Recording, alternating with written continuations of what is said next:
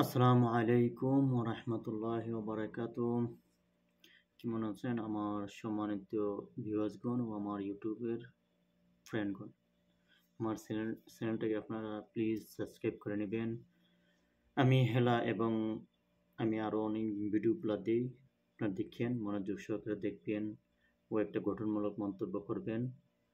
ভিডিওর লাস্ট তামাত কিন্তু ভালো ভালো গুরুত্বপূর্ণ কথা থাকে। আশা করি আপনারা কখনো স্কিপ করবেন না। সম্পূর্ণ ভিডিওগুলো দেখবেন, দেখার পরে একটা মন্তব্য করবেন কেমন হলো।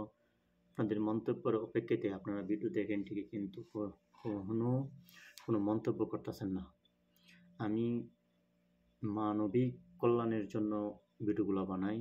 যারা অসহায় সৌদি আরব আছে তাদেরকে আমি হেল্প করবো, এবং বাংলাদেশেও যেখানে অসহায় আছে ওইখানে আমি হেল্প করার চেষ্টা করব। এবং যারা চাকরি পায় না তাদেরকে আমি চাকরি দিব সৌদি আরবে।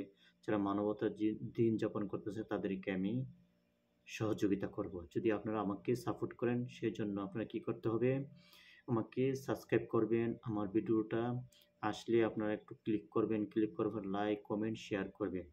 আশা করি আপনারা বুঝতে পারছেন। আসেন এখন গুরুত্বপূর্ণ কথা বলি। আমাদের বাংলাদেশ বনাম শ্রীলঙ্কার ম্যাচের আজকে আমি আপডেট দেবো, তো সেজন্য ম্যাচ সেরা খেলোয়াড় কিন্তু কামিল মিশারা হয়েছে শ্রীলঙ্কার। 32 বলে 46 রান। ও কিন্তু জীবনদান পাইছে। আমাদের লিটন দাসও কিন্তু জীবনদান পাইছিল, কারণ এলবিডব্লিউ যেমন ওয়ানিন্দু হাসরাঙ্গা ও কিন্তু এলবিডব্লিউতে ওতে কিন্তু আবেদন করার পরে আম্পায়ার আউট দিছিল, কিন্তু আমাদের লিটন দাস খুবই বুদ্ধিমত্তা একজন, সে রিভুল হয়েছে, সেজন্য বাইসা গেছে। কিন্তু সে রান কিন্তু উঠাইতে পারে না। সে কি করছে, 26 বলে 28 রান করছে বাস। সে কিন্তু একটা গলত শট খেলছে। এই শটটা কিন্তু ওর ঠিক হয় নাই। কারণ আমি কিন্তু অনেক আশা ছিলাম লিটন দাসের উপরে, বুঝছেন? আপনারা কিরকম আমি জানি না, মন্তব্য জানাই। আমি কিন্তু লিটন দাসের উপরে আশা ছিলাম যে, যেহেতু আমাদের পাওয়ার প্লেতে 2 ওভারে আমাদের 0 রানে 2 উইকেট নেয়। কিন্তু এরকম যদি হয় তাইলে হবে? একটা এশিয়া কাপের এত বড় বড় মঞ্চের মধ্যে যদি এরকম প্লেয়ার লইয়া যদি খেলতে যেতে হবে, কন্ত দেখি আমার মাথা বুদ্ধি ধরে না ভাই। আচ্ছা যাক, যেমনই হোক, খেলা তো খেলার মধ্যে হার জিত আছে। তারপরে আমরা একটু করে হারবো। তো দুবার ম্যাচের মধ্যে বুঝলাম না কিছু, হয়তো যারা প্রথমে ব্যাট করে তারা কিন্তু রান নিতে পারে না। লাস্টে যারা, এটা কিরকম যেন আমার কাছে মনে হলো।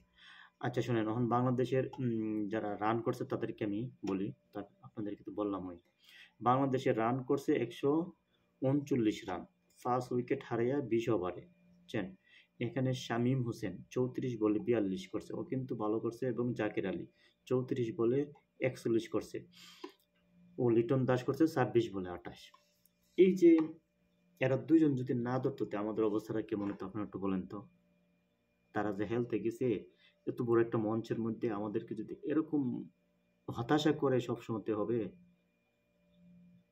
যেমন হংকংয়ের সাথেও কিন্তু হেলছে, যে ওকে ভালো হেলছে, কিন্তু এরা তো দুর্বল টিম। এটার সাথে এরাও তো নতুন টিম। এরা যেমন নতুন, এরাও নতুন, সবাই তো নতুন হই। তো এরা যদি ভালো খেলতে পারে, তা আমরা কেন খেলতে পারবো না? কত দিকে এরা কি অনুসরণ করতেছে না? এদের কি কোচ নাই? কোচ আছে, সবকিছু আছে, তাইলে এরকম খেলবো কেন? যেমন ওয়ানিন্দু হাসরাঙ্গা 4 ওভার করছে, 25 রান দিছে, 2 উইকেট পাইছে। দুম্বসন্ত্র সামিরা, এগুলোর নাম পড়তো আমার সমস্যা হয়।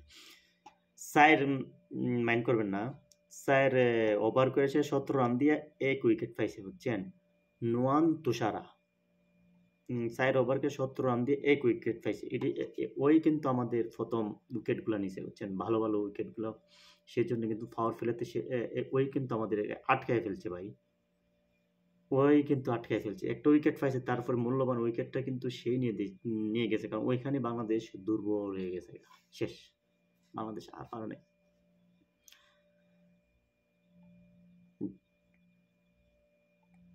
শ্রীলঙ্কার আপডেট বলি।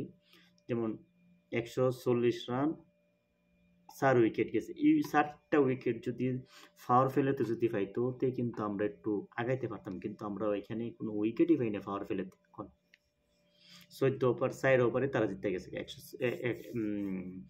140 রান উঠাই ফেলছে, দেখছেন? আর আমরা তারা কি করছে এখন? অনুসরণ অনুসরণ অনুসরণ ওর নাম 34 বলে করছে 50, বুঝছেন?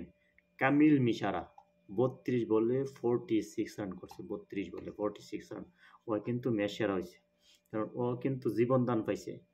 তে আমি বুঝি না অন্য অন্য হানের ফিল্ডাররা যদি জীবন দান দেখছি যে মোটামুটি রান করে 50 করে 70-80 করে, কিন্তু আবার সেঞ্চুরি করে, কিন্তু বাংলাদেশে এরা জীবন দান পাওয়ার পরে এত রান করতে পারে না।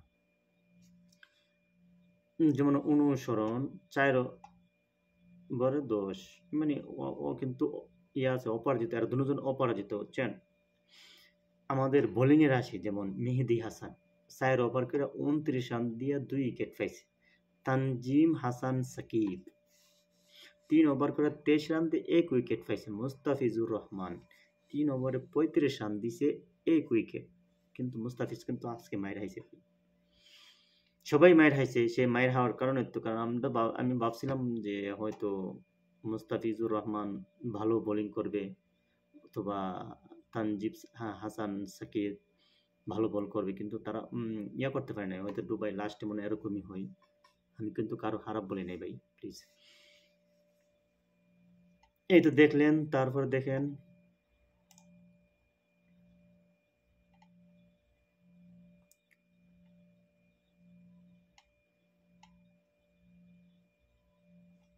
যেমন অনুসরণ হাতে কিন্তু ভালো 36, যেমন কয়টা ছক্কা মারছে। কুশাল মেন্ডিস রান করতে পারে নাই, কামিল মিশারা ওতে রান করছে, কুশাল পেরারা 9 বলে 9, বাস দাসুন সাংকা। কিন্তু এই উইকেটগুলো যদি আগে পাইতো না, তাহলে কিন্তু আমরা যদি পাওয়ার ফেলাতে পাইতাম, তাই কিন্তু আমরা আজকে হয়ে যেতাম, বুঝছেন? কিন্তু হয় নাই। দেখেন শরীফুল ইসলাম 3 ওভার করে 26 রান, 8.67 গেছে, বুঝছেন? কোনো উইকেট পাইছে না। মুস্তাফিজুর রহমান 3.35 দিয়ে 1 উইকেট 11.67 রান দিছে। তানজিব হাসান সাকিব 3 ওভার করে 23 রান দিয়া 1 উইকেট নিয়ে 7.67। মেহেদী হাসান মিরাজ 4.29 রান, 2 উইকেট এবং 7.25। কিন্তু মেহেদী হাসান মোটামুটি ওকে 2 উইকেট পাইছে, 7.25 চলে ওকে। রিশাদ হোসেন ও কিন্তু আজকে ভালো মার হয়েছে। রিশাদ হোসেন 1 ওভারে 18 রান দিয়ে ফেলছে, বুঝছেন? 1 ওভারে দিছে ওর বেশি। শামীম হোসেন ও কিন্তু আমাদের পার্ট টাইম বোলার, 4 ওভার করতে পারছে, এর মধ্যে থেকে 6 রান নিয়ে গেছে, বুঝছেন? আশা করি অন্য ম্যাচগুলোতে আফগানিস্তানের সাথে আমরা ভালো করব, এই আশা করি। কিন্তু আমি আমার একটাই, যদি লিটন দাস অথবা অন্য কেউ শুনেন আমার ভিডিওটা, আমি আশা করি আমাদের লিটন দাস খুবই দায়িত্ববান ব্যক্তি, একটু দায়িত্ব করে ব্যাটিং করবেন প্লিজ। আপনি এখন আছেন আমাদের ফিলারের গুরুজন, এখন বর্তমানে অধিনায়কও। আপনি একটু বুঝা খেলবেন, গলত শট খেললেন না কখনো। আপনি কিন্তু গলত শট খেলে আউট হয়েছেন, কারণ আপনার কাছ থেকে আমরা অনেক কিছু 50 আশা করি, 100 আশা করি, বুঝতে পারছেন? এই বলে আজকের মতন এখানে বিদায় নিলাম। অবশ্যই এরকমভাবে আমার ভিডিওগুলো লাইক, কমেন্ট, শেয়ার করে আমার পাশে থাকবেন। আল্লাহ হাফিজ।